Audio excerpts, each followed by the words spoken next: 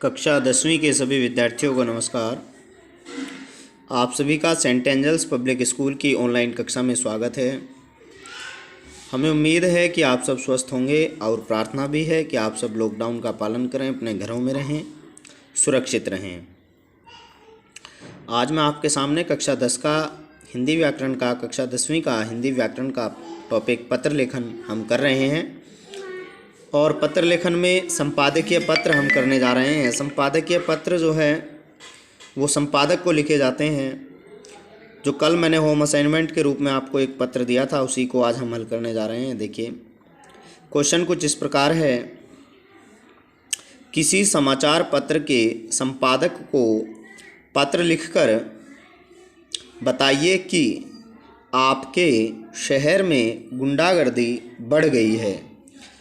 बस केवल आपको इसमें लिखने वाले का कोई पता नाम वगैरह नहीं दिया हुआ है, केवल प्रश्न दिया है। किसी समाचार पत्र के संपादक को पत्र लिखकर बताइए कि आपके शहर में गुंडागर्दी बढ़ गई है। तो इस तरह से अब हम देखिए पत्र की शुरुआत करेंगे, लाइन के साथ साथ लिखेंगे। कोई एड्रेस लिखने वाले का नहीं दिया है तो अपनी तरफ से हम कुछ भी नहीं लिखेंगे, पर्सनल इन्फॉर्मेशन, कोई गांव का नाम, शहर का नाम हमें नहीं लिखना है। परीक्षा भवन हम लिखेंगे, भेजने वाले के एड्रेस की जगह पर हम परीक्षा भवन लिखेंगे। परीक्षा भवन dash dash dash dash school dash dash dash dash नगर, नगर के बाद पूर्ण विराम लगाएंगे और परीक्षा में रह में बड़े की मात्रा का प्रयोग करेंगे।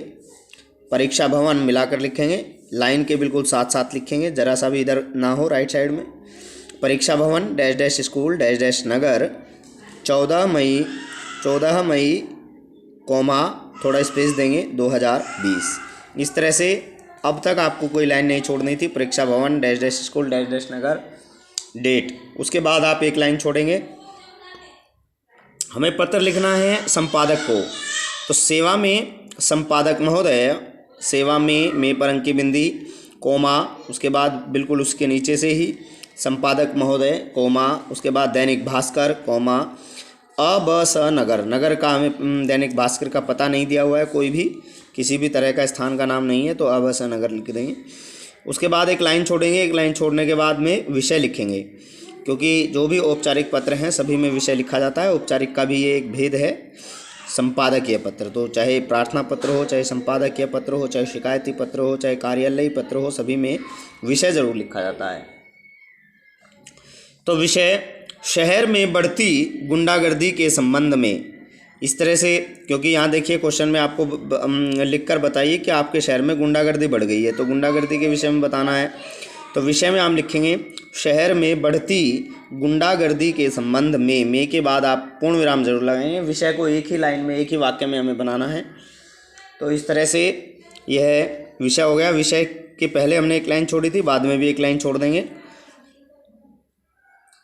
आगे लिखेंगे महोदय, मैं आपके लोकप्रिय समाचार पत्र, जो कि सभी में आपको सभी संपादकीय पत्रों में ऐसा लिखना है, मैं आपके लोकप्रिय समाचार पत्र का नियमित पाठक हूँ।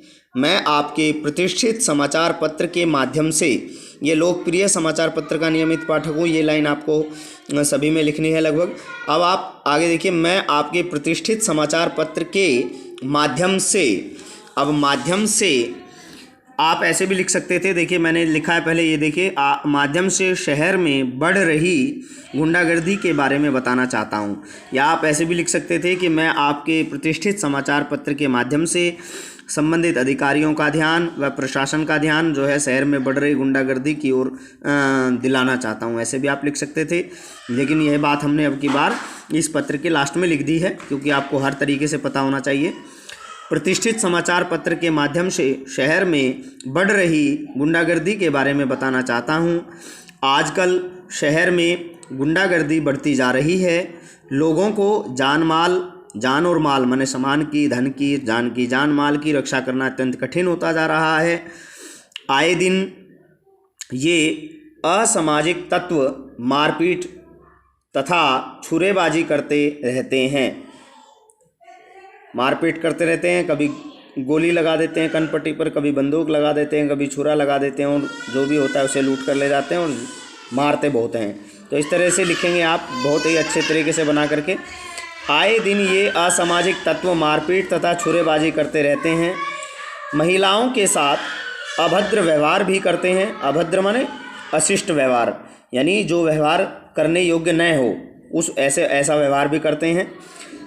बदमाश शराब के नशे में सड़कों पर घूमते हैं तथा गाली गलौज भी करते हैं। विरोध करने पर हाथापाई और मारपीट तक की जाती है।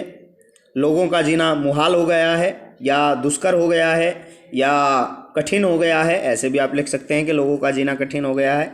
दुष्कर हो गया है, ये भी बहुत अच्छा शब्द था, लेकिन मुहाल हो गया है ये भी ठीक है। लोगों का जीना मुहाल हो गया है। पुलिस से भी इस बारे में कई बार शिकायत की जा चुकी है, परंतु वे इसे गंभीरता से नहीं लेते। तो हमने अपनी बात भी रख दी और पुलिस के बारे में भी बता दिया कि वहाँ शिकायत की जा चुकी है, लेकिन वो इसे गंभीरता से नहीं लेते हैं।